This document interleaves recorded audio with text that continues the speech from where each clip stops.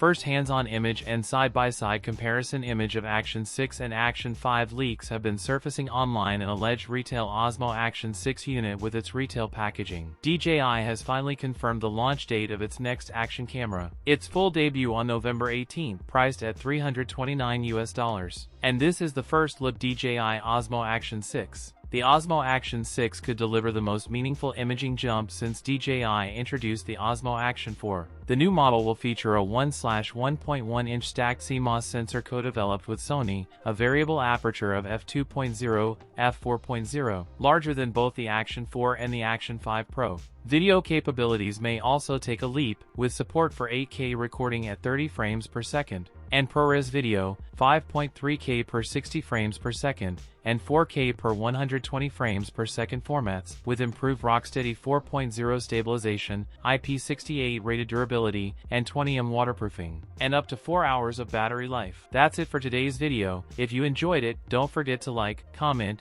and subscribe for more content. Thanks for watching, and I'll see you in the next one.